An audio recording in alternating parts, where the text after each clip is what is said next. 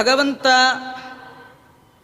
ತನ್ನ ಸಜ್ಜನರಾದ ಭಕ್ತರಿಂದ ಪ್ರಾರ್ಥಿತನಾಗಿ ಸಜ್ಜನರ ಉದ್ಧಾರಕ್ಕಾಗಿ ದ್ವಾಪರ ಯುಗದಲ್ಲಿ ಕೃಷ್ಣ ಪರಮಾತ್ಮನಾಗಿ ತಾನು ಅವತಾರ ಮಾಡಿದ್ದಾನೆ. ಭಗವಂತನ ಅವತಾರದ ಮುಖ್ಯ ಉದ್ದೇಶ ಒಂದು ಧರ್ಮ ಸ್ಥಾಪನೆ, ಮತ್ತೊಂದು ಸಜ್ಜನರ ಉದ್ಧಾರ. ಪರಿತ್ರಾಣಾಯ ಸಾಧೂನಾಂ ವಿನಾಶಾಯ ಚ ದುಷ್ಕೃತಾಂ ಧರ್ಮ ಸಂಸ್ಥಾಪನಾರ್ಥಾಯ ಸಂಭವಾಮಿ ಯುಗೆ ಯುಗೆ. ನಾನು ಮತ್ತೆ ಮತ್ತೆ ಭೂಮಿಯಲ್ಲಿ ಬರ್ತೇನೆ. ಭಗವಂತ ಭೂಮಿಗೆ ಬರಲಿಕ್ಕೆ ಮುಖ್ಯ ಕಾರಣ ಒಂದು ದುಷ್ಟ ನಿಗ್ರಹ, ಶಿಷ್ಟ ಪರಿಪಾಲನೆ, ಎರಡು ಮುಖದ ಕೆಲಸ. ಒಂದು ದುಷ್ಟರ ಸಂಹಾರ ಒಂದು ಮುಖ ಆದರೆ ಸಜ್ಜನರ ಉದ್ಧಾರ ಇನ್ನೊಂದು ಮುಖ. ಇನ್ನೊಂದು ದೇವರ ಕೆಲಸ ಅದು ಕೂಡ ಎರಡು ಮುಖದ್ದು. ಒಂದು ಅಧರ್ಮದ ನಾಶ, ಧರ್ಮದ ಸಂಸ್ಥಾಪನೆ. ಭಗವಂತ ಬಂದ ಅಂದರೆ ಧರ್ಮ ಸ್ಥಾಪನೆ ಆಯಿತು ಅಂತ, ಭಗವಂತ ಮರೆಯಾದ ಅಂದರೆ ಅಧರ್ಮ ಬಂತು ಅಂತ. ಭಗವಂತ ಬಂದ ಅಂದರೆ ಸಜ್ಜನರ ಉದ್ಧಾರ, ದುರ್ಜನರ ಸಂಹಾರ ಅಂತ. ಇಂತಹ ಭಗವಂತನ ಬರುವಿಕೆಗಾಗಿ ಭೂದೇವಿ ತಾನು ಪ್ರಾರ್ಥನೆ ಮಾಡಿದ್ದಾಳೆ. ಭೂಮಿ ಮೇಲೆ ದೈತ್ಯರ ಭಾರ ಜಾಸ್ತಿ ಆಯಿತು.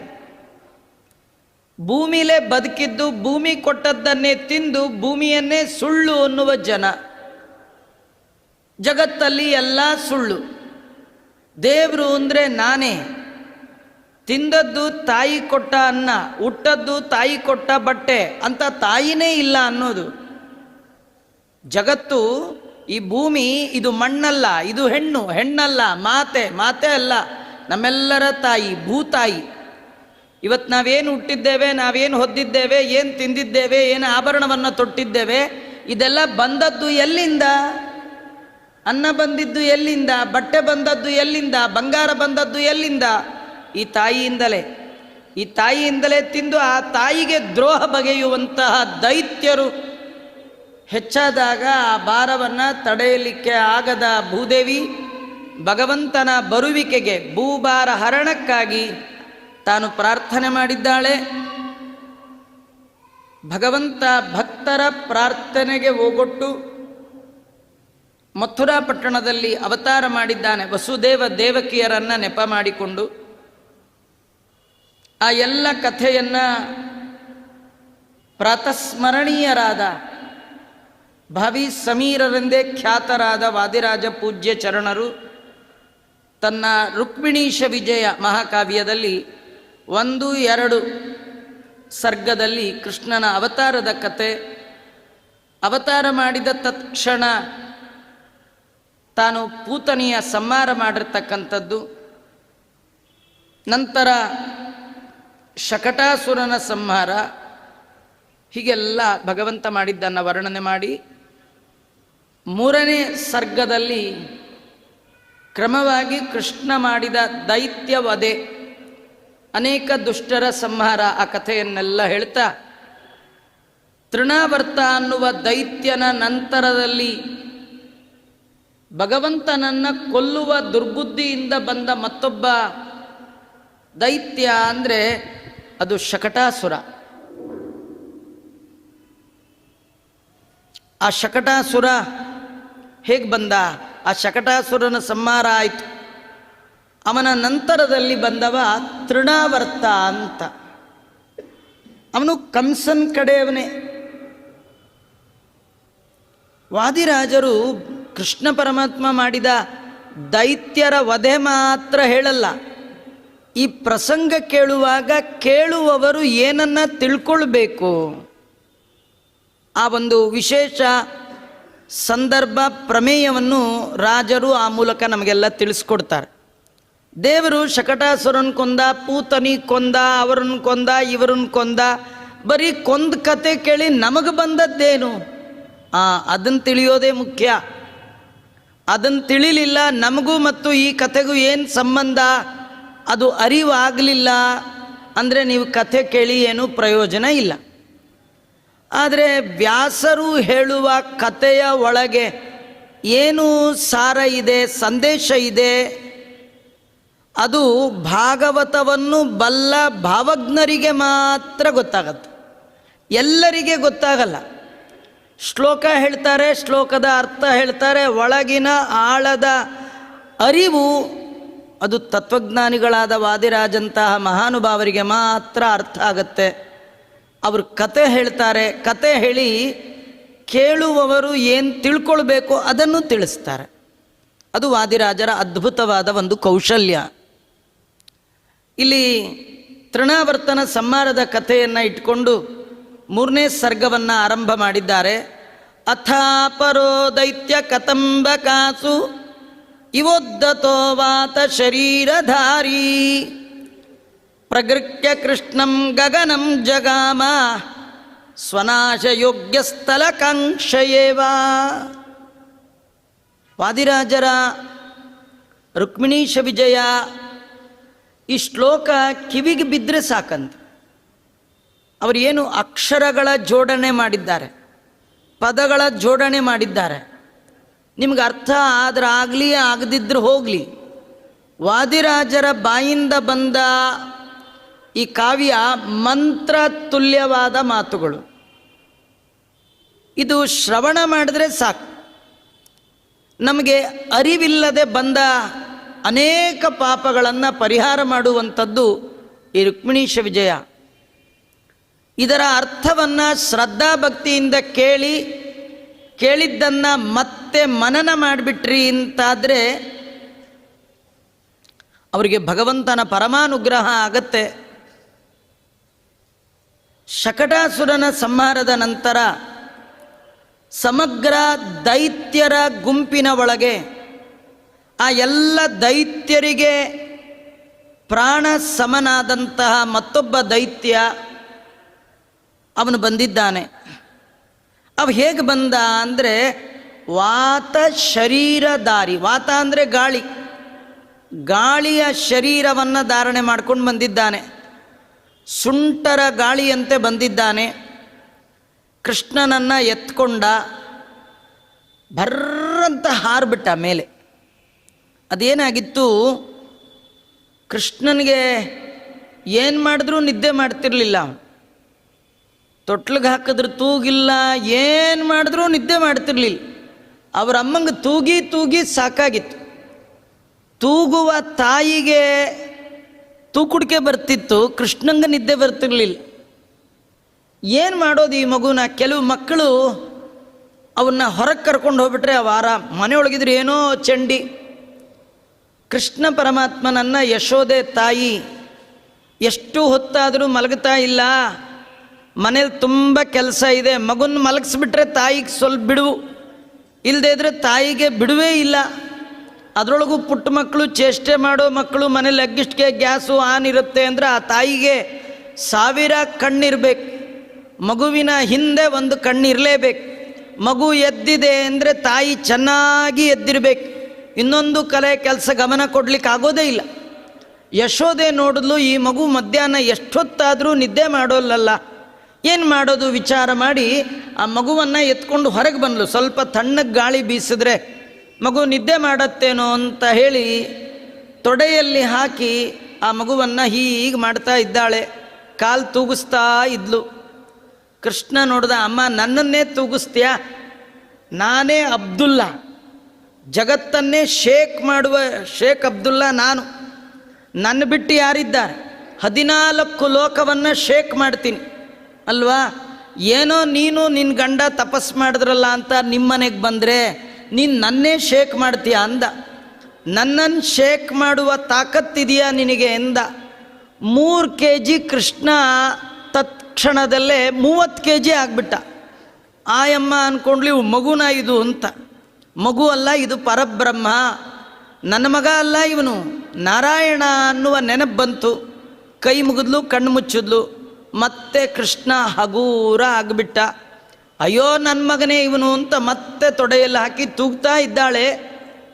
ಕೃಷ್ಣ ಹೊರಗೆ ಬಂದ ಅಂದರೆ ನಂದಗೋಕುಲದ ಹಳ್ಳಿ ಜನ ಎಲ್ಲ ಕೆಲಸ ಬಂದ್ ಮಾಡಿಬಿಡೋರು. ಯಾವ ಕೆಲಸ ಇಲ್ಲ. ಮನೆ ಬಾಗಿಲ ಹಾಗೆ ತೆಕ್ಕೊಂಡು ಕೃಷ್ಣ ಆ ತಾಯಿ ಅವರನ್ನು ನೋಡೋದೇ ಒಂದು ಕೆಲಸ. ಸುತ್ತಲೂ ಬಂದು ಕೂತ್ಕೊಂಡು ಬಿಡೋರು, ಮನೆ ಕೆಲಸ ಎಲ್ಲ ಬಿಟ್ಟು ಬಿಡೋರು. ನಿಮಗೆಲ್ಲ ಗೊತ್ತಿರಬೇಕು, ಹಿಂದೆ ಈ ಮಾಯಾಮೃಗ ಅಂತ ಆರಂಭದ ಸೀರಿಯಲ್ ಬಂದ್ಬಿಟ್ರೆ ಇಡೀ ರೋಡೇ ಖಾಲಿ. ಪಾಕಿಸ್ತಾನ ಇಂಡಿಯಾ ಮ್ಯಾಚ್ ಆಗಿಬಿಟ್ರೆ ರೋಡೇ ಖಾಲಿ, ಟ್ರಾಫಿಕ್ ಜಾಮೇ ಇಲ್ಲ. ಎಷ್ಟು ಖಾಲಿ ಸೀರಿಯಲ್ ಬಂದರೆ ನೋಡ್ಲಿಕ್ಕೆ ಹೋಗ್ತೀರಿ. ಆಗಿನ ಕಾಲದ ಜನ ಸೀರಿಯಸ್ ಆಗಿ ನೋಡ್ತಾ ಇದ್ದಿದ್ದು ಸೀರಿಯಲ್ ಅಲ್ಲ.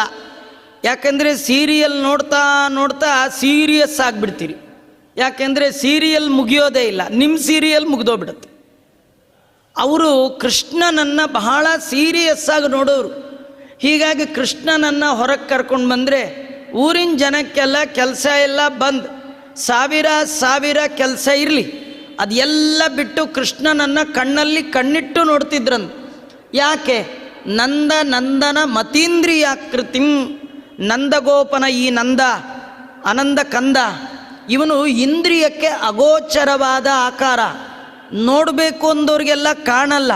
ಅಂಥವನು ಶರೀರ ಧಾರಣೆ ಮಾಡಿಕೊಂಡು ಹುಟ್ಟದ ವಸ್ತು ಇದು, ಪರಾತ್ಪರ ವಸ್ತು ಇದು, ಅಂಥದ್ದು ಕಣ್ಣು ಮುಂದೆ ಇದೆ ಅಂದರೆ ಇದನ್ನು ಬಿಟ್ಟು ಇನ್ನೇನು ಮಾಡೋದ್ರಿ? ಯೋಚನೆ ಮಾಡಿ.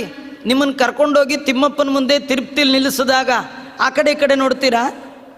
ಎಲ್ಲರೂ ನೋಡಬೇಕು ಅನ್ಸತ್ತಾ?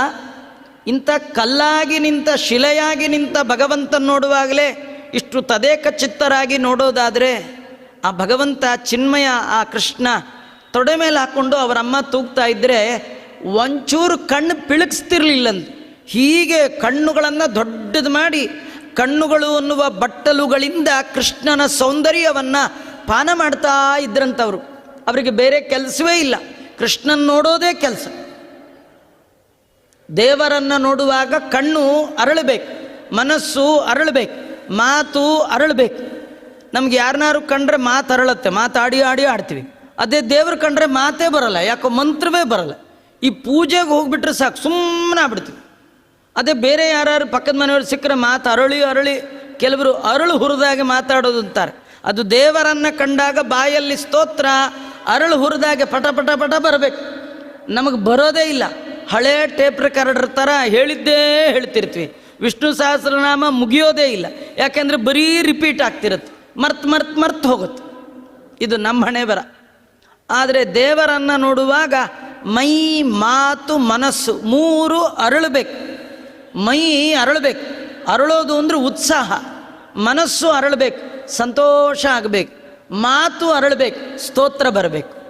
ಆ ಎಲ್ಲ ತುಂಬ ಪುಣ್ಯ ಮಾಡಿದವರಿಗೆ ಮಾತ್ರ ನಂದಗೋಕುಲದಲ್ಲಿ ಕೃಷ್ಣ ಹುಟ್ಟುವ ಮನೆಯ ಪಕ್ಕ ಸೈಟ್ ತಗೊಳ್ಳೋ ಭಾಗ್ಯ, ಅಲ್ಲಿ ಹುಟ್ಟೋ ಭಾಗ್ಯ, ಅಲ್ಲಿ ಮನೆ ಕಟ್ಟೋ ಭಾಗ್ಯ ಅಲ್ವಾ? ಜನ್ಮಾಂತರದ ಪುಣ್ಯ ಇದ್ದವ್ರಿಗೆ ಈ ಅಕ್ಕಪಕ್ಕ ಮನೆ ಸಿಗುತ್ತೆ.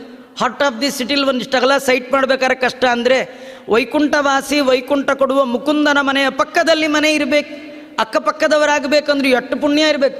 ತುಂಬ ಜನ್ಮದ ಪುಣ್ಯ ಇಲ್ಲದವರಿಗೆ ನಂದಗೋಕುಲದಲ್ಲಿ ಹುಟ್ಟೇ ಇಲ್ಲ. ಹುಟ್ಟಿದರೂ ಕೃಷ್ಣನ ಮನೆ ಹತ್ರ ಹುಟ್ಟೋ ಹಾಗಿಲ್ಲ. ಕೃಷ್ಣನ ಮನೆ ಕೃಷ್ಣನ ಮನಸ್ಸಿಗೆ ಹತ್ತಿರವಾಗಿದ್ದಾನೆ ಅಂದರೆ ಅದು ದೇವತೆಗಳು ಮಾತ್ರ. ಆ ಹತ್ತಿರವಾದ ದೇವತೆಗಳು ಭಗವಂತನನ್ನು ತದೇಕ ಚಿತ್ತದಿಂದ ನೋಡ್ತಾ ಇದ್ದಾರೆ, ಒಬ್ಬರು ಕಣ್ಣೇ ಪಿಳಿಸ್ತಾ ಇಲ್ಲ. ಹೀಗೆ ಬಿಟ್ಟ ಕಣ್ಣು ಬಿಟ್ಟು ಕೃಷ್ಣನನ್ನು ನೋಡ್ತಾ ಇರುವಂತಹ ಸಂದರ್ಭ. ಅಮ್ಮ ತೊಡೆ ಮೇಲೆ ಹಾಕಿದ್ದಾಳೆ, ಕೃಷ್ಣನನ್ನೇ ನೋಡ್ತಾ ಇದ್ದಾಳೆ. ತೊಟ್ಲು ಇಲ್ಲ, ಕಾಲನ್ನೇ ತೂಗ್ತಾ ಇದ್ದಾಳೆ. ಆ ಕಾಲಕ್ಕೆ ಈ ದೈತ್ಯ ಬಂದ. ಎಂಥ ದೈತ್ಯ? ಗಾಳಿ ಅಂತ ದೈತ್ಯ. ಅವನು ಬರುವಾಗ ಏನು ತಂದ ನೋಡಿ, ಭಕ್ತರು ಭಗವಂತನ ಬಳಿ ಬರುವಾಗ ಕೈ ತುಂಬಿ, ಮನ ತುಂಬಿ, ಮಾತು ತುಂಬಿ ಹಣ್ಣು ಕಾಯಿ ತರ್ತಾರೆ. ಇವನು ಕಳ್ಳ, ದೈತ್ಯ, ಭಗವದ್ ವಿರೋಧಿ. ಇವನೇನು ತಂದ ಅಂದರೆ ಮಣ್ಣು ತಂದ ಅಂತ. ನಾವೆಲ್ಲ ಹಣ್ಣು ತಂದರೆ ಇವನು ಮಣ್ಣು ತಂದ. ಮಣ್ಣಂದರೆ ಗಾಳಿಲಿ ಮಣ್ಣು ಬರುತ್ತಲ್ಲ, ಸುಂಟ್ರು ಗಾಳಿ, ಆ ಮಣ್ಣು ತಂದು ನೋಡುವವರ ಕಣ್ಣಿಗೆಲ್ಲ ಮಣ್ಣು ಹಾಕದ. ಮಗುವನ್ನು ಹಾರಿಸ್ಕೊಂಡು ಹೋಗ್ಬಿಟ್ಟ. ನಮಗನ್ಸತ್ತೆ ನೋಡಿ, ಒಬ್ಬ ಕೆಟ್ಟ ವ್ಯಕ್ತಿ ಕೃಷ್ಣನನ್ನೇ ಮುಟ್ಟಿದ. ಅಖಿಲಾಂಡ ಕೋಟಿ ಬ್ರಹ್ಮಾಂಡ ನಾಯಕನನ್ನು ನೋಡೋದು ಕಷ್ಟ, ಮುಟ್ಟೋದು ಇನ್ನೂ ಕಷ್ಟ. ಒಬ್ಬ ದೈತ್ಯ ಕೃಷ್ಣನನ್ನು ಮುಟ್ಟಿದ ಅಂದರೆ ಏನೋ ಜನ್ಮಾಂತರದ ಪುಣ್ಯ ಇರಬೇಕು ಅಂತ ಹೀಗೆ ಅಂದ್ಕೊಳ್ತೀವಿ. ಇಲ್ಲ, ದೇವರನ್ನು ಮುಟ್ಟುವವರು ಎರಡು ಬಗೆಯ ಜನ. ಹಾಳಾಗಲಿಕ್ಕೂ ದೇವರನ್ನ ಮುಟ್ತಾರೆ, ಉದ್ಧಾರ ಆಗಲಿಕ್ಕೂ ದೇವರನ್ನ ಮುಟ್ತಾರೆ. ದೇವರನ್ನು ಮುಟ್ಟಿದ್ದಾನೆ ಎಂದ ಮಾತ್ರಕ್ಕೆ ಮಹಾಭಕ್ತ ಅಂತ ತಿಳ್ಕೊಳ್ಬಾರ್ದು. ತೃಣಾವರ್ತ ಕೃಷ್ಣನನ್ನು ಎತ್ಕೊಂಡ, ದೇವರನ್ನು ಎತ್ಕೊಂಡ, ಎತ್ತರಕ್ಕೆ ಒಯ್ದ. ಆಗ ವಾದಿರಾಜರು ಹೇಳ್ತಾರೆ, ಎತ್ತರಕ್ಕೆ ಒಯ್ದದ್ದು ಯಾಕೆ ಅಂದರೆ ಸ್ವನಾಶಯೋಗ್ಯ ಸ್ಥಳಕಾಂಕ್ಷಯೇವ. ತಾನು ಹಾಳಾಗಲಿಕ್ಕೆ ಆ ಕೆಲಸ ಮಾಡ್ದ. ಉದ್ಧಾರ ಆಗಲಿಕ್ಕೆ ದೇವರನ್ನ ಹಿಡ್ದದ್ದಲ್ಲ, ಹಾಳಾಗಲಿಕ್ಕೆ ದೇವರನ್ನ ಹಿಡ್ದದ್ದು. ಕೆಲವರು ಜೀವನದಲ್ಲಿ ದೇವರನ್ನು ಹಿಡಿತಾರೆ, ಮೂರ್ತಿಯನ್ನು ಮುಟ್ತಾರೆ, ದೇವರ ಪ್ರತಿಮಾದಿಗಳನ್ನು ಮುಟ್ತಾರೆ, ಅದರಿಂದ ಉದ್ಧಾರ ಆಗಲ್ಲ, ಹಾಳಾಗಿ ಹೋಗ್ತಾರೆ.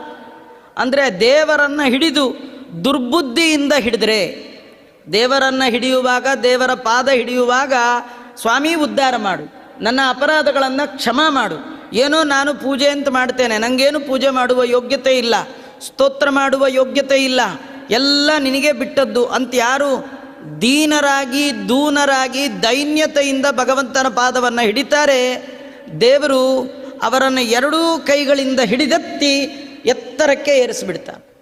ಕೆಲವರು ದೇವರನ್ನು ದುರ್ಬುದ್ಧಿಯಿಂದ ಹಿಡಿತಾರೆ. ಯಾರು ದೇವರನ್ನು ದುರ್ಬುದ್ಧಿಯಿಂದ ಹಿಡಿತಾರೆ, ಹಿಡಿದ ಮಾತ್ರಕ್ಕೆ ಉದ್ಧಾರ ಆಗೋಲ್ಲ. ನೋಡಿ, ಹುಲಿ ಹಸುವನ್ನು ಬಾಚಿ ಹಿಡಿಯತ್ತೆ. ಹಸು ನನಗೆ ಆನಂದ ಆಯಿತು, ಹುಲಿ ತಬ್ಕೊಂಡಿದೆ ಅನ್ನತ್ತಾ? ಹುಲಿ ತಬ್ಕೊಳ್ಳೋದು ಅಂದ್ರೇನು? ಹಸುವಿಗೆ ಪ್ರಾಣ ಸಂಕಟ ಅಂತ. ಅದೇ ಒಂದು ಮಗು ಓಡಿ ಬಂದು ಅಮ್ಮನನ್ನು ತಬ್ಕೊಳ್ಳುತ್ತೆ. ತಬ್ಬಿಕೊಳ್ಳೋದು ಒಂದೇ ಕೆಲಸ, ಆದರೆ ತಬ್ಬುವ ಜನ. ಹುಲಿ ಹಸುವನ್ನು ತಬ್ಬಿದಾಗ ಅದಕ್ಕೆ ಆಲಿಂಗನದ ಆನಂದ ಆಗೋಲ್ಲ. ಅದೇ ಮಗು ತಾಯಿಯನ್ನು ಆಲಿಂಗನ ಮಾಡಿಕೊಂಡಾಗ ಆನಂದ ಆಗತ್ತೆ. ಇಬ್ಬರದು ಸ್ಪರ್ಶವೇ. ದೇವರನ್ನು ಮುಟ್ಟುವ ವ್ಯಕ್ತಿಗಳು ಇಬ್ಬರು. ಮುಟ್ಟಿದವರೆಲ್ಲ ಒಳ್ಳೆಯವರು ಅಂತ ತಿಳ್ಕೊಬೇಡಿ. ಹಾಳಾಗಲಿಕ್ಕೂ ದೇವರತ್ತನ್ನೇ ಹಿಡಿತಾರೆ, ಉದ್ಧಾರ ಆಗಲಿಕ್ಕೂ ದೇವರನ್ನೇ ಹಿಡಿತಾರೆ. ದೇವಸ್ಥಾನಕ್ಕೆ ಬರ್ತಾನೆ, ಮಠಕ್ಕೆ ಬರ್ತಾನೆ ಅಂದ ಮಾತ್ರಕ್ಕೆ ಬಹಳ ಭಗವದ್ಭಕ್ತ ಅಂತ ತಿಳ್ಕೊಳ್ಬೇಕಾದ್ದಿಲ್ಲ. ಅದಕ್ಕೆ ಮೈಕಲ್ಲು ಅನೌನ್ಸ್ ಮಾಡುವಾಗ ಭಕ್ತಾದಿಗಳಲ್ಲಿ ವಿನಂತಿ ಅಂತಾರೆ. ಅಂದರೆ ಭಕ್ತರಲ್ಲಿ ವಿನಂತಿ ಅನ್ನಲ್ಲ, ಭಕ್ತರು ಪ್ಲಸ್ ಆದಿಗಳು. ಭಕ್ತರಿಗಿಂತೂ ಆದಿಗಳೇ ಜಾಸ್ತಿ ಇರ್ತಾರೆ. ಅಲ್ಲೇ ಚಪ್ಪಲಿ ಕದಿಯಕ್ಕೆ ಬರೋರು ಅಲ್ಲೇ ಬರ್ತಾರೆ, ದೇವರಿಗೆ ಮೋಸ ಮಾಡೋರು ಅಲ್ಲೇ ಬರ್ತಾರೆ ಅಲ್ವಾ? ಎಲ್ಲ ದೇವರ ಬಳಿಗೆ ಬರ್ತಾರೆ. ದೇವರ ಬಳಿಗೆ ಬಂದಿದ್ದಾನೆ ಅಂದ ಮಾತ್ರಕ್ಕೆ ಅವನು ಉತ್ತಮ ಅಂತ ತಿಳ್ಕೊಳ್ಬೇಡಿ, ಎಚ್ಚರಿಕೆಯಿಂದ ಇರ್ರಿ ಅಂತ ತಿಳಿಸ್ಲಿಕ್ಕೆ ವಾದಿರಾಜ ಶ್ರೀಮತ್ ಚರಣರು ಹೇಳ್ತಾರೆ, ಪ್ರಗೃಹ್ಯ ಕೃಷ್ಣಂ ಗಗನಂ ಜಗಾಮ. ಕೃಷ್ಣನನ್ನು ಹಿಡಿದು ಎತ್ತರಕ್ಕೆ ಏರಿದ ಅಂತ. ಇದರೊಳಗೆ ಇನ್ನೊಂದು ಕಥೆ ಇದೆ. ನೀವು ಜೀವನದಲ್ಲಿ ಎತ್ತರಕ್ಕೆ ಹೋಗಬೇಕು ಅಂತ ಆಸೆ ಇದೆಯಾ? ತುಂಬ ಜನಕ್ಕೆ ಆಸೆ, ನಾನು ತುಂಬ ಎತ್ತರಕ್ಕೆ ಹೋಗಬೇಕು, ಹಾಗೆ ಮಾಡಬೇಕು, ಹೀಗೆ ಮಾಡಬೇಕು ಅಂದ್ಕೊಂಡಿರ್ತಾರೆ. ದೇವರನ್ನು ಹಿಡಿಯದೆ ಎತ್ತರಕ್ಕೆ ಹೋಗ್ಲಿಕ್ಕೆ ಸಾಧ್ಯನೇ ಇಲ್ಲ. ನೀವು ಎತ್ತರಕ್ಕೆ ಹೋಗಬೇಕಾದ್ರೆ ಒಂದೇ ದಾರಿ, ಜೀವನದಲ್ಲಿ ಔನ್ನತ್ಯ ಕಾಣಬೇಕು, ಸಮಾಜದಲ್ಲಿ ಉನ್ನತ ಸ್ಥಾನದಲ್ಲಿ ಇರಬೇಕು, ಹೆಸರು ಎಲ್ಲ ಕಡೆ ರಾರಾಜಿಸ್ಬೇಕು. ಹೌದಾ? ನಿಮ್ಗೆ ಆಸೆನಾ? ಹಾಗಾದ್ರೆ ಒಂದು ಕೆಲಸ ಮಾಡಿ, ಪ್ರಗೃಹ್ಯ ಕೃಷ್ಣಂ, ಕೃಷ್ಣನನ್ನು ಚೆನ್ನಾಗಿ ಹಿಡೀರಿ. ಗೃಹ್ಯ ಕೃಷ್ಣಂ ಅಲ್ಲ, ಪ್ರಗೃಹ್ಯ ಕೃಷ್ಣಂ. ದೇವರನ್ನು ಚೆನ್ನಾಗಿ ಹಿಡಿಬೇಕಂತ. ಹಿಡಿದ್ರೆ ದೇವರು ನಮ್ಮನ್ನು ಎತ್ತರಕ್ಕೆ ಕರ್ಕೊಂಡು ಹೋಗ್ತಾನೆ. ಆದರೆ ಇನ್ನೊಂದು ಕಥೆ ಇದೆ. ಈ ಎತ್ತರಕ್ಕೆ ಹೋಗ್ತಾರಲ್ಲ, ಹೋದವರು ದೇವರನ್ನು ಮರೆತರೆ ತೃಣಾವರ್ತನ ಥರ ಕೆಳಗೆ ಬೀಳ್ತಾರೆ. ಯಾರು ಎತ್ತರಕ್ಕೆ ಹೋದಾಗ ಇಷ್ಟು ಎತ್ತರಕ್ಕೆ ಬಂದದ್ದಕ್ಕೆ ನನ್ನ ಪ್ರಯತ್ನ ಕಾರಣ ಅಲ್ಲ, ನನ್ನ ಯೋಗ್ಯತೆಯೂ ಕಾರಣ ಅಲ್ಲ, ದೇವರ ದಯ ಕಾರಣ. ಯಾಕೆ? ನನ್ನಷ್ಟೇ ಪ್ರಯತ್ನ ಮಾಡಿದವ, ನನ್ನಷ್ಟೇ ಯೋಗ್ಯತೆ ಇರುವವ ಇಷ್ಟು ಎತ್ತರಕ್ಕೆ ಏರ್ಲಿಕ್ಕಾಗಲಿಲ್ಲ. ನನ್ನಷ್ಟೇ ಓದಿದ್ದಾನೆ, ನನ್ನಷ್ಟೇ ವಯಸ್ಸಾಗಿದೆ, ನನ್ನಷ್ಟೇ ಪ್ರಯತ್ನ ಮಾಡಿದ್ದಾನೆ, ಆದರೂ ನನ್ನ ಎತ್ತರಕ್ಕೆ ಅವನು ಬರಲಿಲ್ಲ. ಅಂದರೆ ನಾನು ಈ ಎತ್ತರಕ್ಕೆ ಬಂದದ್ದು ದೇವರ ದಯದಿಂದ ಅಂತ. ಎತ್ತರಕ್ಕೆ ಹೋದವ ದೇವರ ಉಪಕಾರವನ್ನು ಮರೆಯದೆ ದೇವರನ್ನು ಸದಾ ಸ್ಮರಣೆ ಮಾಡಿದ ಅಂತಾದರೆ ದೇವರು ಇಡೀ ಜೀವನದ ಉದ್ದಕ್ಕೂ ನಮ್ಮ ಆ ಎತ್ತರವನ್ನೇ ನಿಲ್ಲಿಸ್ತಾನೆ, ಅಲ್ಲೇ ಇರಿಸ್ತಾನೆ. ನೀವು ಮೇಲೆ ಹೋದಾಗ ಏಣಿನ ಮರೆತ್ರಿ ಇಳಿಯೋದು ಕಷ್ಟ, ಕೆಳಗೆ ಬಿದ್ದು ಕಾಲು ಮುರ್ಕೊಳ್ತೀರಿ. ಎತ್ತರಕ್ಕೆ ಹೋದಾಗ, ಒಳ್ಳೆ ಪದವಿ ಬಂದಾಗ, ಅಂತಸ್ತು ಬಂದಾಗ ಭಗವಂತನನ್ನು ಮರೆತರೆ ಏನಾಗುತ್ತೆ ಅನ್ಲಿಕ್ಕೆ ಇದೊಂದು ಕಥೆ. ಹೀಗಾಗಿ ಎತ್ತರಕ್ಕೆ ಹೋಗ್ತಾ ಇದ್ದಾನೆ. ಯಾಕೆ ಹೋದ? ಸ್ವನಾಶಯೋಗ್ಯ ಸ್ಥಳಕಾಂಕ್ಷಯೇವ. ಕೆಲವರು ತುಂಬ ನಗ್ತಾ ಇದ್ದರೆ, ಕೆಲವರು ತುಂಬ ಹಾರಾಡ್ತಿದ್ರೆ ಹೇಳ್ತಾರೆ, ಸುಮ್ಮನಿರಿ, ಅವನು ಹಾರಾಡಲಿ, ಅವನೇ ಬೀಳ್ತಾನೆ ಅಂತಾರಲ್ಲ. ಇವನು ಎತ್ತರಕ್ಕೆ ಹೋಗಿದ್ದು ಯಾಕೆ ಅಂದರೆ ಬಿದ್ದು ಸಾಯ್ಲಿಕ್ಕಂತ. ಕೆಲವರು ಆತ್ಮಹತ್ಯೆ ಮಾಡ್ಕೊಳ್ಬೇಕು ಅಂತಲೂ ಎತ್ತರಕ್ಕೆ ಹೋಗ್ತಾರೆ ಅಲ್ವಾ. ಇವನು ತುಂಬ ಎತ್ತರಕ್ಕೆ ಹೋದ, ಯಾಕಂದರೆ ಸಾಯ್ಲಿಕ್ಕೆ ಹೋಗಿದ್ದಂತ.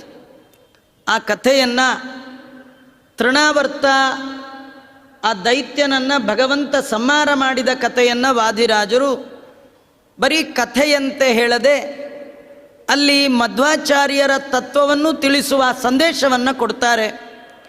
ತೃಣಾವರ್ತ ಬಂದದ್ದು, ಕೂತವ್ರ ಕಣ್ಗೆಲ್ಲ ಮಣ್ಣು ಹಾಕಿದ್ದು, ಕೃಷ್ಣನನ್ನು ಎತ್ಕೊಂಡು ಹೋಗಿದ್ದು, ಕೃಷ್ಣನನ್ನು ಹಿಡಿದದ್ದರ ಉದ್ದೇಶ, ಅದರಿಂದ ಅವನು ಉಂಡ ಫಲ, ಇದೆಲ್ಲವನ್ನು ವಾದಿರಾಜರು ಒಂದು ಶ್ಲೋಕದಲ್ಲಿ ಹೇಳ್ತಾರೆ. ದುಸ್ತರ್ಕಾಯಿತ ಶರ್ಕರಾಭಿರಮಲಂ ಚಕ್ಷುಸ್ಸಮುಷ್ಣಂ ಗವಾನ್ ಆವಾಸೆ ವಸದಾಂ ಸದಾ ಮೃತಮೋ ವಿಸ್ತಾರಯನ್ ವಾರಯನ್ ತದ್ವಾಕ್ಯ ಶ್ರವಣಂ ಕಠೋರ ಕುಟಿಲಧ್ವಾನೈ ಯಶೋದಾಸುತಂ ದೈತ್ಯಾಗೂಹ್ಯದಾಗಮಾಂತಲಲನಾ ಗರ್ಭಂ ಕುವಾದೀವತಂ. ಈ ತೃಣಾವರ್ತ ಬಂದದ್ದು ಸುಂಟರ ಗಾಳಿಯಂತೆ ಬಂದದ್ದು, ಕೃಷ್ಣನನ್ನು ನೋಡುವವರ ಕಣ್ಣಿಗೆ ಮಣ್ಣು ಹಾಕಿದ್ದು. ಇದು ಹೇಗಿತ್ತು? ವಾದಿರಾಜರು ಹೇಳ್ತಾರೆ, ಈ ಕೆಟ್ಟ ತರ್ಕ ಮಾಡುವವ, ಸದಾ ಅಧ್ಯಯನ ಮಾಡಿ ಭಗವಂತನನ್ನು ಸರ್ವೋತ್ತಮ ಅಂತ ತಿಳ್ಕೊಂಡಿರ್ತಾರೆ ಕೆಲವರು. ಹರಿ ಸರ್ವೋತ್ತಮ, ವಾಯು ಜೀವೋತ್ತಮ ಅಂತ ಕೆಲವರು ತಿಳ್ಕೊಂಡಿರ್ತಾರೆ, ಅದನ್ನೇ ಉಪಾಸನೆ ಮಾಡ್ತಿರ್ತಾರೆ. ಅವರ ಹತ್ರ ಹೋಗಿ ಕೆಟ್ಟ ಲಾಜಿಕ್ ಮಾಡಿ ತನ್ನ ಮಾತುಗಳಿಂದ ಅವರ ಕಿವಿಯನ್ನು ತುಂಬಿಟ್ಟು ಅವರಿಗೆ ದೇವರ ಮರೆವು ಬರುವ ಹಾಗೆ ಮಾಡುವವನಂತೆ ಈ ತೃಣಾವರ್ತ. ಅವರೆಲ್ಲ ತಮ್ಮ ಕಣ್ಣುಗಳಿಂದ ಸತ್ ಚಿತ್ ಆನಂದಮಯನಾದ ಕೃಷ್ಣನನ್ನು ಕಣ್ತುಂಬ ನೋಡ್ತಾ ಇದ್ರು. ನೋಡುವವರ ಕಣ್ಣಿಗೆ ಕೆಟ್ಟ ಮಣ್ಣನ್ನು ತೂರಿದ. ಅವರೆಲ್ಲ ಕಣ್ಣು ಮುಚ್ಚೋ ಹಾಗಾಯಿತು, ಅವರಿಗೆ ಕೃಷ್ಣ ಕಾಣಲಿಲ್ಲ. ಕೆಟ್ಟ ಮಾತುಗಳನ್ನು ಕಿವಿ ತುಂಬ ತುಂಬಿಕೊಂಡ್ಬಿಟ್ರೆ ದೇವರು ದೊಡ್ಡವ ಅನ್ನೋದು ಮರ್ತೋಗುತ್ತೆ. 24 ಗಂಟೆ ಪಾಪದ ಸಂಗೀತ, ಪಾಪ್ ಮ್ಯೂಸಿಕ್, ಅದನ್ನೇ ಕೇಳ್ತಾ ಇದ್ದರೆ, ಕೆಲಸಕ್ಕೆ ಬಾರದ್ದನ್ನೇ ಕೇಳ್ತಾ ಇದ್ದರೆ ಹೃದಯದ ಒಳಗಿರುವ ಭಗವಂತ ಮರ್ತೋಗ್ತಾನೆ.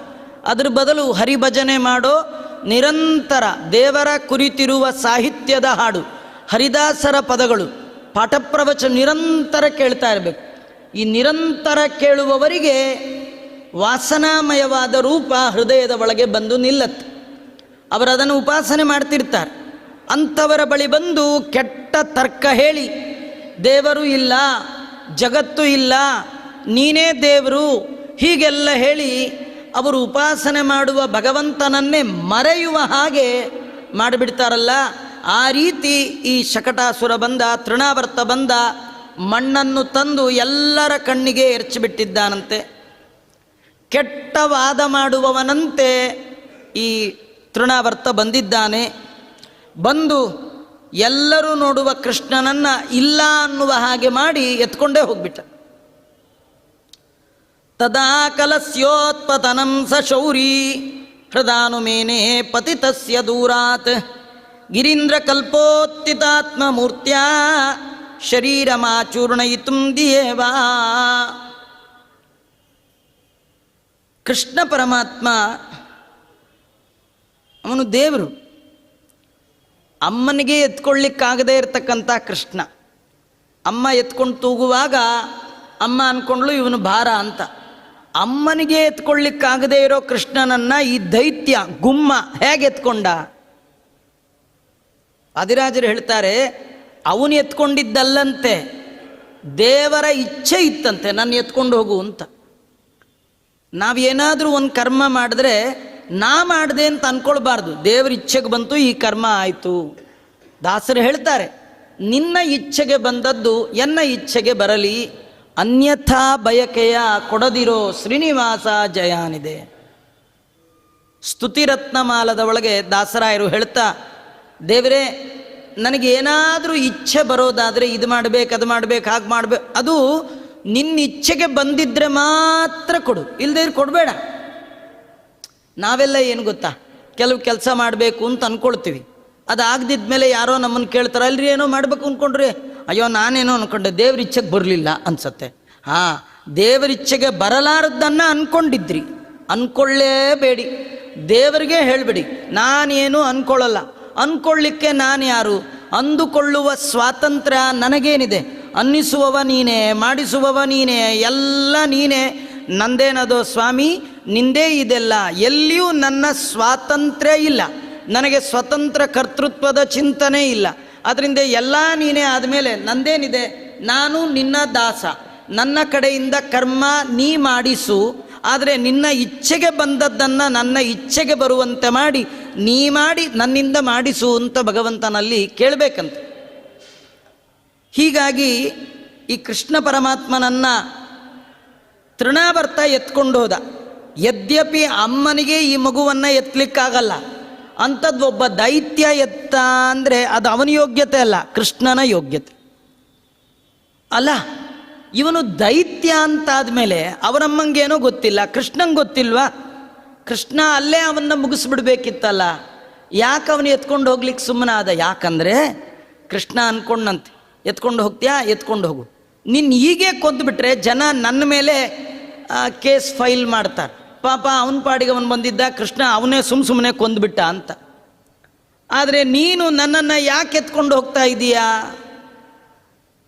ನನ್ನನ್ನು ಪೂಜೆ ಮಾಡಲಿಕ್ಕಲ್ಲ, ನನ್ನನ್ನು ಕೊಂಡಾಡ್ಲಿಕ್ಕಲ್ಲ, ನನ್ನ ಕತ್ತು ಹಿಚ್ಕಲಿಕ್ಕೆ ಎತ್ಕೊಂಡು ಹೋಗ್ತಾ ಇದೆಯಾ.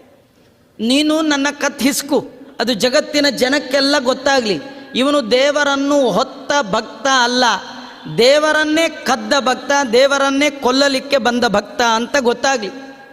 ಆಮೇಲೆ ನಾನು ನಿನ್ನ ಸಂಹಾರ ಮಾಡೋದಿದ್ದೇ ಇದೆ. ಯಾಕಂದರೆ ದೇವರು ತನ್ನ ಬಳಿಗೆ ಬಂದವರಿಗೆಲ್ಲ ದೈತ್ಯರು ಅಂತ ತನಗೆ ಗೊತ್ತು ಅನ್ನೋ ಮಾತ್ರಕ್ಕೆ ಸಂಹಾರ ಮಾಡೋಲ್ಲ. ಯದ್ಯಪಿ ನ್ಯಾಯಾಧೀಶನಿಗೆ ಇವನು ತಪ್ಪು ಮಾಡಿದ್ದಾನೆ ಅಂತ ನೋಡಿ ಅದರ ಆಧಾರದ ಮೇಲೆ ಶಿಕ್ಷೆ ಕೊಡ್ತಾರೆಯೇ ವಿನ, ನಮಗೆ ಗೊತ್ತರಿ ಅವ್ರು ತುಂಬ ಅವ್ರ ಬಗ್ಗೆ ವಾದಾಗಿದ್ದಾನೆ, ಬೇಡ ಶಿಕ್ಷೆನೇ ಕೊಟ್ಬಿಡೋಣ ಅಂತ ಅನ್ನೋ ಹಾಗಿಲ್ಲ. ಭಗವಂತ 14 ಲೋಕದ ನ್ಯಾಯಾಧೀಶ, ಅವನಿಗೆ ಯಾರು ಒಳ್ಳೆಯವರು ಯಾರು ಕೆಟ್ಟವರು ಗೊತ್ತಿದ್ದಾರೆ. ಆದರೂ ಏಕಾಏಕಿ ಕೆಟ್ಟವರಿಗೆ ದೇವರು ಶಿಕ್ಷೆಯನ್ನು ಕೊಡೋಲ್ಲ. ಅವರು ಎಂಥ ಕೆಟ್ಟವರು ಅಂತ ಜಗತ್ತಿಗೆ ತೋರಿಸಿ ಆ ಜಗತ್ತಿನ ಎಲ್ಲ ಜನ ಇವನು ಕೆಟ್ಟವ ಅಂತ ನಿರ್ಣಯ ಆದಮೇಲೆ ಭಗವಂತ ಅವರಿಗೆ ಶಿಕ್ಷೆಯನ್ನು ಕೊಟ್ಟೇ ಕೊಡ್ತಾನೆ. ಇದು ಕ್ರಮ. ಹಾಗೆ ತೃಣಾವರ್ತ ಗಾಳಿಯ ರೂಪದಲ್ಲಿ ಬಂದ ದೈತ್ಯನಿಗೆ ದೇವರು ಆ ತತ್ಕ್ಷಣದಲ್ಲೇ ಶಿಕ್ಷೆ ಕೊಡಲಿಲ್ಲ. ಯಾಕೆ ಅಂದರೆ ಇವನು ದೈತ್ಯ, ಇವನ ಬುದ್ಧಿ ಎಂಥದ್ದು ಗೊತ್ತಾಗಲಿ ಅಂತ ಸುಮ್ಮನೆ ಬಿಟ್ಟದ್ದಂತ. ನಾವು ಮಹಾಭಾರತದಲ್ಲಿ ಒಂದು ಕಥೆ ಕೇಳ್ತೇವೆ. ಏನಂದರೆ ಭಗವಂತ ಕೆಲವರು ನಾಟಕ ಮಾಡ್ತಾ ಇರ್ತಾರೆ, ನಾವು ಭಾರೀ ಭಕ್ತರು ಅಂತ. ಆದರೆ ದೇವರು ಇವರು ಭಕ್ತರಲ್ಲ, ಇವರು ಅಯೋಗ್ಯರು ಅನ್ನೋದನ್ನು ಜಗತ್ತಿಗೆ ತೋರಿಸ್ಬಿಡ್ತಾನೆ. ಯಾರ ಮುಂದೆನಾರು ನೀವು ನಾಟಕ ಆಡ್ಬೋದು, ದೇವರ ಮುಂದೆ ಆಡೋಕ್ಕಾಗಲ್ಲ. ಯಾಕೆಂದರೆ ನಮ್ಮದು ಜನ್ಮ ಜನ್ಮಾಂತರದ ಜಾತಕ ಜಾಲಾಡೋ ಬುದ್ಧಿ ಭಗವಂತನಿಗಿದೆ. ನಮ್ಮನ್ನು ನೋಡಿದ ತಕ್ಷಣ ಜನ್ಮ ಜನ್ಮದ ಜಾತಕ ಅವನಿಗೆ ಗೊತ್ತಿದೆ, ಆದರೆ ಅವನ ಮುಂದೆ ನಾಟಕ ಮಾಡಲಿಕ್ಕೆ ಬರಲ್ಲ.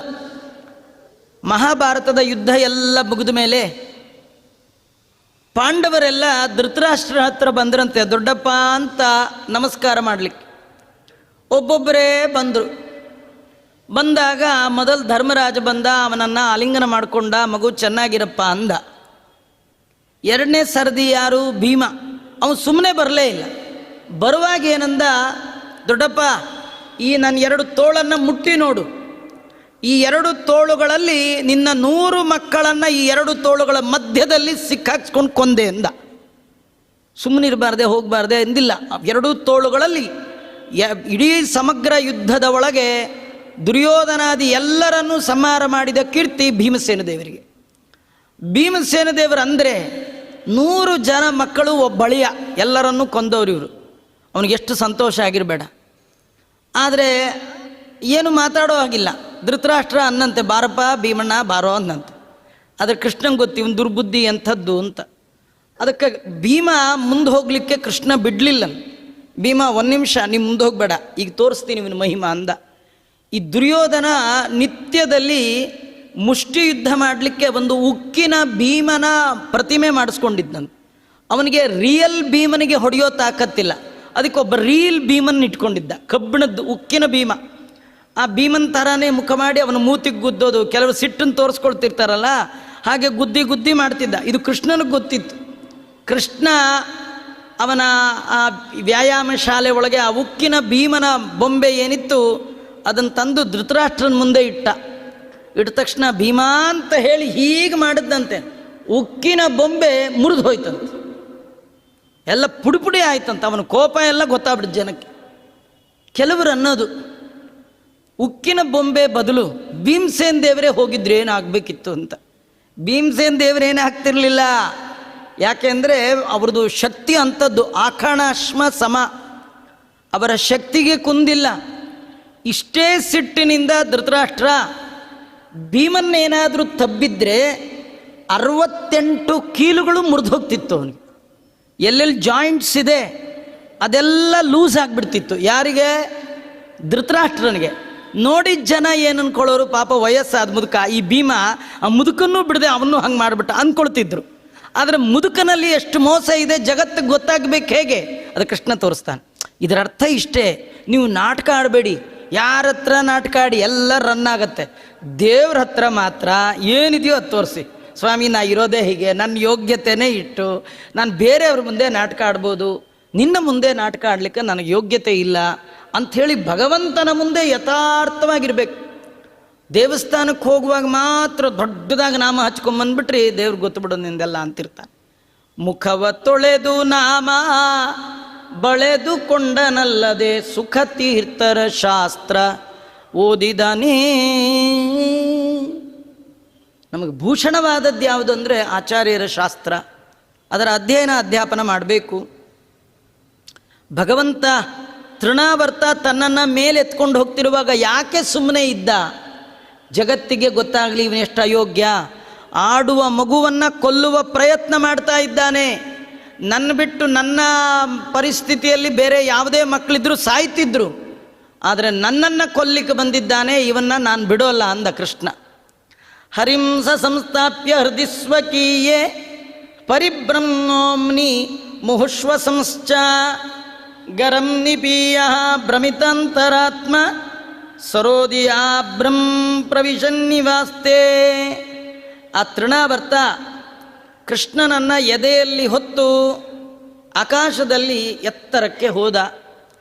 ಹೋಗಿ ಕೃಷ್ಣನನ್ನು ಕೊಲ್ಲಬೇಕು ಅಂತ ಅವನ ಕುತ್ತಿಗೆ ಹಿಚಕಬೇಕು ಅಂತ ತೃಣಾವರ್ತ ಅವನ ಕುತ್ತಿಗೆ ಕೈ ಹಾಕ್ದ.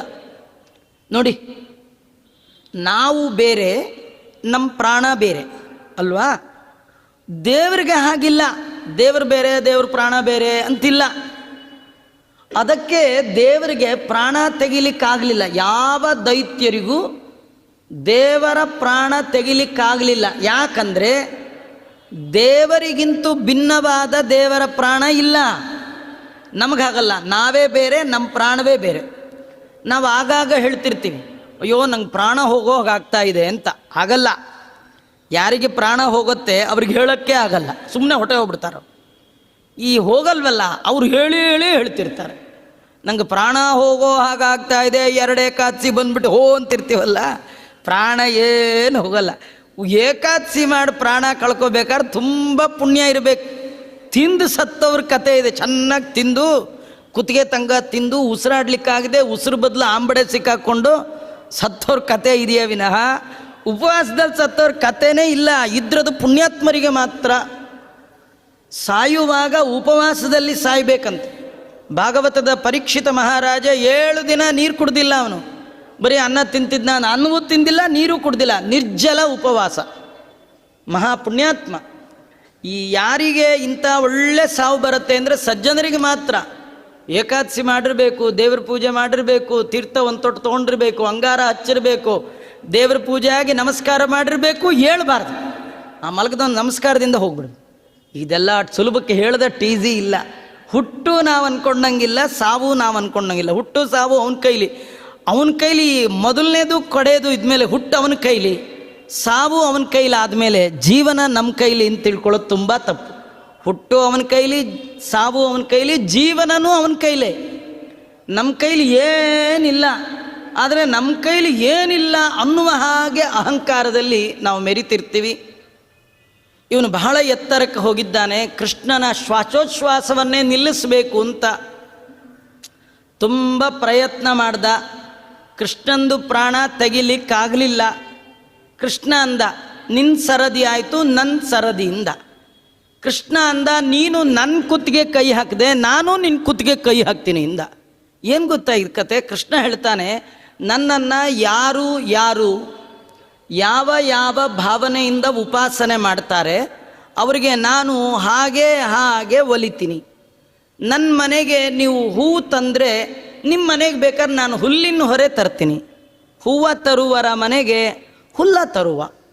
ಅವೇ ಲಕ್ಷ್ಮೀ ರಮಣ, ಜಗನ್ಮಾತೆಯಾದ ಲಕ್ಷ್ಮಿಗೆ ಗಂಡ.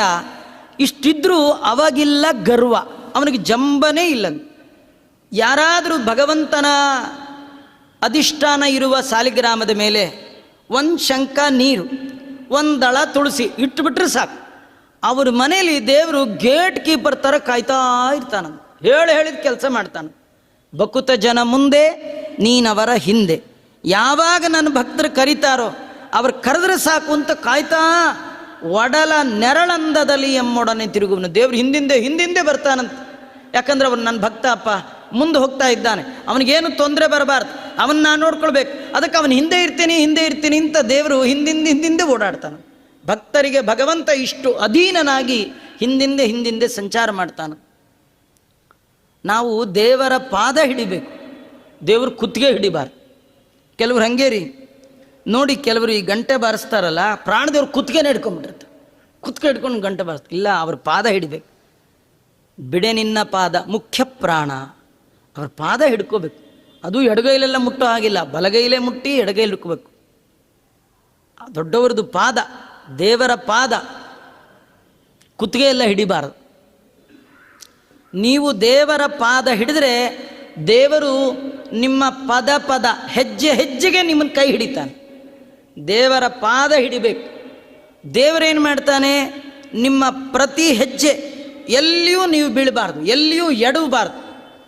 ಭಗವಂತನ ಭಕ್ತರು ಜೀವನದಲ್ಲಿ ಎಡವಲ್ಲ, ಎಡುವುದ್ರೂ ಅವ್ರಿಗೆ ತೊಂದರೆ ಇಲ್ಲ. ಯಾಕಂದರೆ ಅವರು ಎಡವೋ ಸಮಯದಲ್ಲಿ ಅವರು ಬೀಳದ ಹಾಗೆ ಅವರನ್ನ ಹಿಡಿಯಲಿಕ್ಕೆ ಅವರು ನಂಬಿದ ಭಗವಂತ ಅವರ ಹಿಂದಿಂದೆ ಇರ್ತಾನೆ.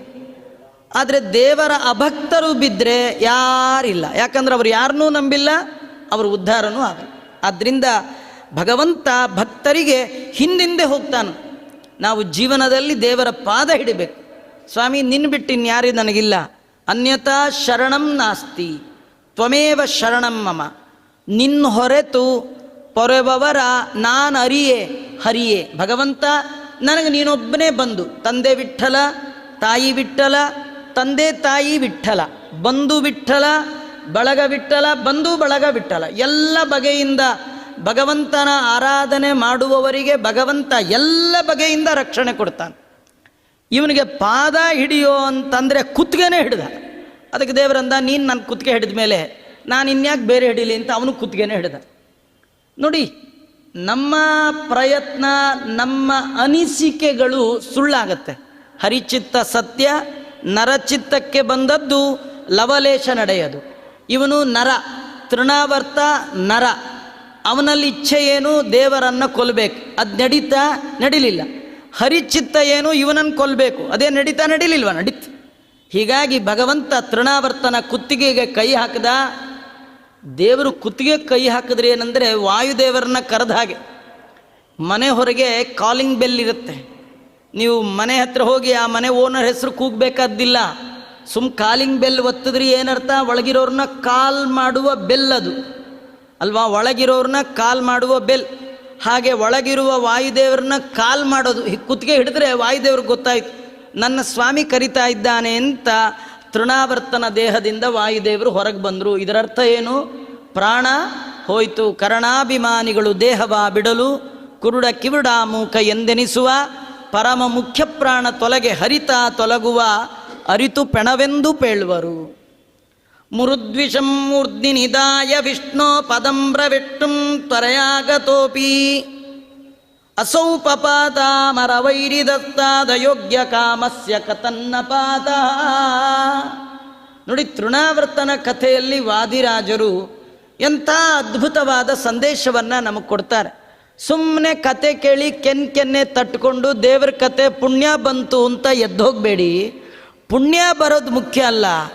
ನೀವು ದೇವರ ಭಕ್ತರಾಗಬೇಕಾದ್ರೆ, ದೇವರು ನಿಮಗೆ ಅನುಗ್ರಹ ಮಾಡಬೇಕಾದ್ರೆ, ನೀವು ಜೀವನದ ಒಳಗೆ ಯಾವ ಗುಣಗಳನ್ನು ಅಳವಡಿಸ್ಕೊಳ್ಬೇಕು, ಇಂಪ್ಲಿಮೆಂಟ್ ಮಾಡಿಕೊಳ್ಬೇಕು, ಆ ಗುಣ ನೀವು ಅಳವಡಿಸ್ಕೊಳ್ಳಿಕ್ಕಾಗದಿದ್ದರೆ ತೊಂದರೆ ಇಲ್ಲ. ಇಂಥ ತಪ್ಪು ಮಾತ್ರ ಮಾಡಬೇಡಿ ಎನ್ನುವ ಎಚ್ಚರಿಕೆ. ಮಾಡಬೇಕಾದ್ದನ್ನು ಮಾಡಲಿಕ್ಕೆ ಆಗದಿದ್ದರೆ ತೊಂದರೆ ಇಲ್ಲ, ಮಾಡಬಾರ್ದನ್ನಂತೂ ಮಾಡಬೇಡಿ.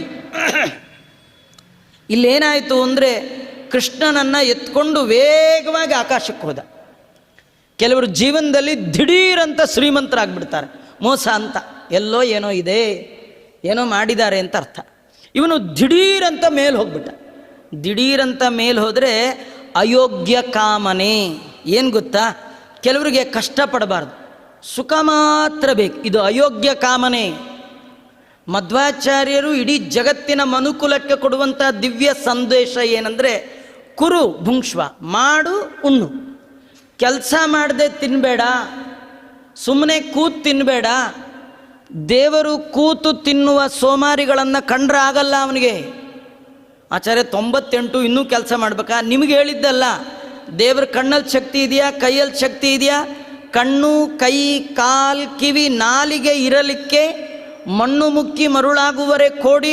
ಕಣ್ಣಿದೆಯಾ, ಅಧ್ಯಯನ ಮಾಡು. ಕಾಲಿದೆಯಾ, ಸಂಚಾರ ಮಾಡು. ಕೈ ಇದೆಯಾ, ಸಜ್ಜನರ ಸೇವಾ ಮಾಡು, ಇನ್ನೊಬ್ಬರಿಗೆ ಉಪಕಾರ ಮಾಡು. ಕಿವಿ ಇದೆಯಾ, ಶಾಸ್ತ್ರ ಶ್ರವಣ ಮಾಡು.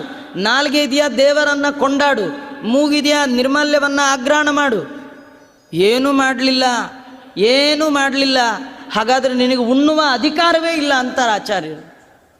ಸೋಮಾರಿಗಳಿಗೆ ಉಣ್ಣುವ ಅಧಿಕಾರ ಇಲ್ಲಂತ. ವಯಸ್ಸಾಗಿದೆ ಅಂದರೆ ನೀನು ನಿನ್ನ ಪಾಲಿನ ಕರ್ತವ್ಯ ಏನು ಗೊತ್ತಾ, ನಿನಗಿಂತ ಸಣ್ಣವರಿಗೆ ದೇವರ ಬಗ್ಗೆ ತಿಳಿಸಿಕೊಡು. ಮನೇಲಿ ವಯಸ್ಸಾದವರಿದ್ದಾಗ ಸಣ್ಣವರಿಗೆ ದೇವರ ಬಗ್ಗೆ ಹೇಳಬೇಕು. ಅಯ್ಯೋ ಕೇಳಲ್ಲ ಆಚಾರ್ಯ, ಅವ್ರು ಕೇಳೋದು ಬಿಡೋದು ಅವ್ರ ಹಣೆ ಬರ, ಹೇಳೋದು ನಿನ್ನ ಕರ್ತವ್ಯ. ಮನೇಲಿ ಮಕ್ಕಳು ಸಂಧ್ಯಾವಂದನೆ ಮಾಡಿದ್ರೆ ಮಾಡಲಿ, ಬಿಟ್ಟರೆ ಬಿಡಲಿ, ತಂದೆ ತಾಯಿಗಳ ಕರ್ತವ್ಯ ಹೇಳ್ತಾ ಇರಬೇಕಂತ. ಹೇಳಿದ್ದಕ್ಕೆ ಪುಣ್ಯ ಬರ್ತಿರುತ್ತೆ ನಿಮಗೆ. ಅವ್ರು ಮಾಡೋದು ಬಿಡೋದು ಅವರವ್ರ ಯೋಗ್ಯತೆ, ಜೀವನ ಯೋಗ್ಯತೆ ಹೇಗೋ ಹಾಗೆ ಅವರು ವಿಕಾಸಗೊಳ್ತಾರೆ. ಅವರಲ್ಲಿ ಇಲ್ಲದ ಯೋಗ್ಯತೆಯನ್ನು ನಾವು ಯಾರಿಗೂ ತುಂಬಲಿಕ್ಕೆ ಸಾಧ್ಯ ಇಲ್ಲ. ಆದರೆ ನಮ್ಮ ಪಾಲಿನ ಕರ್ತವ್ಯ ಏನಂದರೆ, ಹಿರಿಯರಾಗಿ ಗುರುವಾಗಿ ನಾನು ಹೇಳಬೇಕಾದ್ದು ನನ್ನ ಕರ್ತವ್ಯ ಅಂತ ತಿಳ್ಕೊಂಡು ಇದು ಭಗವಂತನ ಪೂಜಾ ಅನ್ನುವ ಅನುಸಂಧಾನದಿಂದ ಹೇಳಬೇಕಂತ. ಹೀಗಾಗಿ ದೊಡ್ಡವರ ಈ ಕೆಲಸ ಅಯೋಗ್ಯ ಕಾಮನೆಯನ್ನು ಮಾಡಬಾರ್ದು. ಅಯೋಗ್ಯ ಕಾಮನೆ ಮಾಡಿದ ಕಾರಣ ಇವನು ಕೆಳಗೆ ಬಿದ್ದು ಸತ್ತ ಅಂತ ವಾದಿರಾಜರು ಹೇಳ್ತಾರೆ. ಏನು ಅಯೋಗ್ಯ ಕಾಮನೆ? ದೇವರನ್ನೇ ಕೊಲ್ಲುವ ಕಾಮನೆ, ದೇವರನ್ನೇ ಮುಗಿಸುವ ಕಾಮನೆ. ಇದು ನಮಗೂ ಇರುತ್ತೆ ಹೀಗೆ ಒಂದೊಂದು ಸತಿ. ಏನು ಗೊತ್ತಾ, ಕೆಲವರು ಅಂತಾರೆ ನೋಡಿ, ಆಚಾರ್ಯ ಸತ್ಯನಾರಾಯಣನ ಬೇಗ ಮುಗಿಸ್ಬಿಡಿ ಅಂತ. ಸತ್ಯನಾರಾಯಣ ಪೂಜೆ ಬೇಗ ಮಾಡಿ ಅನ್ನೋ ಹೇಳೋ ಹುಟ್ಟೋದು. ಸತ್ಯನಾರಾಯಣ ಮುಗಿಸ್ಬಿಡಿ, ಯಾಕಂದರೆ ಸತ್ಯನಾರಾಯಣ ಕಮ್ ಪಾರ್ಟಿ ಅಂತ ಇಟ್ಕೊಂಡಿರ್ತಾರೆ ಅವರು. ಮಗುವಿನ ಹುಟ್ಟದಬ್ಬ, ಅದರಂಗವಾಗಿ ಸತ್ಯನಾರಾಯಣ ಪೂಜೆ. ಅದಕ್ಕೆ ಆಚಾರ ಬಂದ ತಕ್ಷಣ ಆಚಾರ್ಯ ಬೇಗ ಮುಗಿಸ್ಬಿಡಿ ದೇವ್ರ ಪೂಜೆ, ಮುಗಿಸ್ಬಿಡಿ ಅಂತ. ದೇವರಂತ ನನ್ನೇ ಮುಗಿಸ್ತೀಯಾ, ನಿನ್ನ ಒಳಗೇ ಮುಗಿಸ್ಬಿಡ್ತೀನಿ ಅಂತ. ದೇವರ ಪೂಜೆ ಮುಗಿಸೋದಲ್ಲ, ಮಾಡಿಸೋದು. ಅದು ಮುಗಿಬಾರ್ದು. ಮುಗಿಬಾರ್ದು ಅಂದ್ರೆ ಏನು ಗೊತ್ತಾ, ಈ ಬರೀ ಸಾಲಿಗ್ರಾಮ ತೆಗೆಯೋದು, ನೀರು ಹುಯ್ಯೋದು, ದೀಪ ಹಚ್ಚೋದು, ಮಂಗಳಾರತಿ ಇದು ಮುಗಿಬೋದು. ಪರಿ ಕೆಲಸವು ನಿನ್ನ ಮಹಾಪೂಜೆ ಇದು ಮುಗಿಲೇಬಾರ್ದು. ದೇವರ ಪೂಜೆ ಮುಗಿಸೋ ಹಾಗೇ ಇಲ್ಲ. ಪ್ರಾತಃ ಕಾಲಾದಿತಂ ಕರ್ಮ ನಿತ್ಯ ನೈಮಿತ್ಯಕಾತ್ಮಜಂ ಕೇಶವಾರಾಧನಾರ್ಥಾಯ ಕರಿಷ್ಯೇಹಂ ತವಾಜ್ಞೆಯ. ಎದ್ದಾಗಿನಿಂದ ಮಲಗುವ ಪರ್ಯಂತರವಾಗಿ, ಮಲಗಿದಾಗ ಏಳುವ ಪರ್ಯಂತರವಾಗಿ ಮಾಡುವ ಸಕಲ ಕರ್ಮ ಅದು ಭಗವಂತನ ಪೂಜೆ ಆಗಬೇಕು. ಹಾಗಾದ್ರೆ ಮುಗಿಸ್ಲಿಕ್ಕೆ ಬರೋಲ್ಲ. ಮುಗಿಸ್ಬೇಕು ಅಂತ ಹೊರಟವನು ಮುಗಿದು ಹೋಗ್ಬಿಡ್ತಾನೆ. ಇವನು ತೃಣಾವರ್ತ ದೇವರನ್ನೇ ಮುಗಿಸ್ಬೇಕು ಅಂತ ಮೇಲೆ ಹೋದ, ಅಯೋಗ್ಯ ಕಾಮನೆ ಮಾಡಿದ, ಅದಕ್ಕೆ ಕೆಳಗೆ ಬಿದ್ದ. ಇದರೊಳಗೆ ನಮಗೆ ಕೊಟ್ಟದ್ದು ವಾದಿರಾಜರ ಸಂದೇಶ, ಅಯೋಗ್ಯ ಕಾಮಸ್ಯ ಕತನ್ನ ಪಾತಃ. ಕೆಟ್ಟದ್ದನ್ನು ಬಯಸಿದವ ಕೆಳಗೆ ಬಿದ್ದೇ ಬೀಳ್ತಾನೆ. ಹಾಗಾದ್ರೆ ಜೀವನದಲ್ಲಿ ಯೋಗ್ಯತೆ ಮೀರಿದ್ದನ್ನು ಬಯಸಬೇಡಿ. ದೇವ್ರು ಏನು ಕೊಡ್ತಾನೋ ಅದು ನಮ್ಮ ಯೋಗ್ಯತೆ ಅಂತ ಸಂತೋಷ ಪಡಿ. ಏನಿದೆ ಅದರಲ್ಲಿ ಸಂತೋಷವನ್ನು ಹುಡುಕಿ, ಏನಿಲ್ಲ ಅದನ್ನು ಹುಡುಕೊಂಡು ಹೋಗಬೇಡಿ. ಅದು ನಮ್ಮ ಜೀವನದಲ್ಲಿ ಏನು ಗೊತ್ತಾ, ಏನಿದೆ ಅದನ್ನು ನೋಡಲ್ಲ, ಏನಿಲ್ಲ ಅದನ್ನು ನೋಡ್ತೀವಿ. 30-40 ಇದ್ದರೆ ಅವನು ಅದನ್ನು ನೋಡಲ್ಲ. ಏನೇ ಆಗಲಿ ರೀ 40-60 ಇರಬೇಕಿತ್ತು ಅಂತ ಶುರು ಮಾಡ್ತಾನೆ. ಏನೋ ಬ್ಲ್ಯಾಕ್ ಆ್ಯಂಡ್ ವೈಟಲ್ಲಿ ಅದಾಗಲ್ಲ ರೀ, ದೊಡ್ಡದು ಬೇಕಿತ್ತು ಅಂತಾನೆ. ಏನೋ ದೊಡ್ಡದು ಬಂದರೆ ಹೋಮ್ ಥಿಯೇಟ್ರ್ ಇದ್ರೆ ಚೆನ್ನ ಅಂತಾನೆ. ಒಂದಕ್ಕೊಂದು ಬರ್ತಾ ಇದ್ದದ್ದನ್ನು ನೋಡಿ ಸಂತೋಷ ಪಡಬೇಕೇ ವಿನ ಇಲ್ಲದ್ದನ್ನು ಕುರಿತು ಸಂತೋಷ ಪಡಬಾರ್ದು. ಯೋಗ್ಯತೆ ಮೀರಿದ ಬಯಕೆ ಅದು ನಮ್ಮ ಹಾಳಾಗುವಿಕೆಗೆ ಕಾರಣ. ಜೀವನದಲ್ಲಿ ನಮ್ಮ ಯೋಗ್ಯತೆ ಏನು, ಕೆಲವು ಸತಿ ಅನ್ಬೇಕಂತ, ದೇವರೇ ನನ್ನ ವಯಸ್ಸು, ನನ್ನಷ್ಟೇ ಓದಿದವರು, ನನ್ನಷ್ಟೇ ಪ್ರಯತ್ನ ಮಾಡಿದವರಿಗೆ ಇಲ್ಲದ ಸುಖ ನನಗೆ ಕೊಟ್ಟಿದ್ದೀಯ. ನನ್ನ ಸಮಾನ ವಯಸ್ಕ, ನನ್ನಂತೆ ಓದಿದವ, ನನ್ನಷ್ಟೇ ಪ್ರಯತ್ನ ಮಾಡಿದವ, ಇವತ್ತು ನನಗಿರುವ ಸುಖ ಅವನಿಗಿಲ್ಲ, ಇದು ನನಗೆ ನೀನು ಕೊಟ್ಟಿದ್ದೀಯಾ ಅಂದರೆ ಇದಕ್ಕಿಂತ ಇನ್ನೇನು ಬೇಕು ಸ್ವಾಮಿ? ಒಂದು ಬೇಡಿದರೆ 100 ಕೊಡುವಿಯೋ? ನಾನು ಕೇಳಿದ್ದು 1, ನೀ ಕೊಟ್ಟದ್ದು 100. ಯಾಕೆ ಗೊತ್ತಾ? ಕೇಳುವ ನಮಗೆ ಪಡೆದುಕೊಳ್ಳಿಕ್ಕೆ 2 ಕೈ, ಆದರೆ ಭಗವಂತ ಕೊಡ್ಲಿಕ್ಕೆ ಶುರು ಮಾಡಿದ್ರೆ ಎಷ್ಟು ಕೈ ಇದೆ ಅವನಿಗೆ? 1000 ಕೈ ಇದೆ. 1000 ಕೈ ಭಗವಂತ ತುಂಬಿ ಕೊಟ್ಟರೆ 2 ಕೈಯಲ್ಲಿ ಎಷ್ಟು ತುಂಬಿಕೊಳ್ತೀರಿ ನೀವು? ಅದೇ 1000 ಕೈ ಕೃಷ್ಣಂಗೆ ಸಿಟ್ಟು ಬಂದು ಕಿತ್ಕೊಳ್ಳಿಕ್ಕೆ ಶುರು ಮಾಡಿದ್ರೆ 2 ಕೈಯಿಂದ ಎಷ್ಟು ಮುಚ್ಚಿಟ್ಕೊಳ್ತೀರಿ? ಇಟ್ಕೊಳ್ಳಿಕ್ಕೂ ಆಗಲ್ಲ, ಕೇಳಲಿಕ್ಕೂ. ಅವ್ನು ಕೊಟ್ಟದ್ದನ್ನು ಇಸ್ಕೊಳ್ಳಿ, ಸಂತೋಷ ಪಡಿ. ಏನು ಈ ಈಶ್ವರೇನ ದತ್ತೇನ ಈಶಾವಾಸ್ಯಮಿದಂ ಸರ್ವಂ ಯತ್ಕಿಂಚ ಜಗತ್ಯಾಂ ಜಗತ್ ತೇನ ತ್ಯಕ್ತೇನ ಭುಂಜೀತ. ನೋಡಿ, ಕೆಲವರು ಈ ದೇವಸ್ಥಾನದ ಮುಂದೆ ಭಿಕ್ಷಕರು ಕೂತಿರ್ತಾರೆ, ತುಂಬ ಧನಿಕ, ಹೀಗೆ ಹಾಕ್ಕೊಂಡು ಹೋಗ್ತಿರ್ತಾನೆ.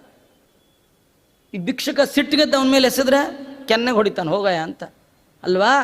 ಸಂತೋಷ ಪಡು, ನಿನಗೆ ಸಿಕ್ತಲ್ಲ ಅಷ್ಟು. ಭಗವಂತ ಧನಿಕ, ನಾವೆಲ್ಲ ಅವನ ಮುಂದೆ ದಾಸರು. ನಮ್ಮ ಜನ್ಮಾಂತರದ ಕರ್ಮಕ್ಕೆ ಅನುಸಾರವಾಗಿ ಭಗವಂತ ನಮಗೆ ಕೊಡ್ತಿರ್ತಾನೆ. ಅವನು ಕೊಟ್ಟದ್ದನ್ನು ನೋಡಿ ಸಂತೋಷ ಪಡು. ಏನು ಕೊಡ್ತಾನೆ ಸಂತೋಷ ಪಡು. ಅದನ್ನು ಬಿಟ್ಟು ಯೋಗ್ಯತೆ ಮೀರಿದ್ದನ್ನು ಬಯಸಬೇಡ. ನಿನ್ನ ಯೋಗ್ಯತೆ ಏನು ನಿಂಗೆ ಗೊತ್ತಿಲ್ಲ, ಆದರೆ ನಿನ್ನ ಯೋಗ್ಯತೆ ಏನು ಅವನಿಗೆ ಗೊತ್ತಿದೆ. ಅವನು ನಿನ್ನ ಯೋಗ್ಯತೆ ನೋಡೇ ಕೊಟ್ಟಿರ್ತಾನೆ. ಅವನು ಕೊಟ್ಟಿದ್ದಾನೆ ಅಂದರೆ ತಿಳ್ಕೊ, ನನ್ನ ಯೋಗ್ಯತೆ ಇಷ್ಟು. ಹಾಗೆ ತಿಳಿಬೇಕೇ ವಿನಃ ಅಯೋಗ್ಯ ಕಾಮಸ್ಯ ಕತನ್ನ ಪಾತ. ಯಾರು ಜೀವನದ ಒಳಗೆ ಬಯಸಬಾರದ್ದನ್ನು ಬಯಸ್ತಾರೆ, ಯೋಗ್ಯತೆ ಮೀರಿ ಚಿಂತನೆ ಮಾಡ್ತಾರೆ, ಅವರು ಕೆಳಗೆ ಬೀಳ್ತಾರೆ.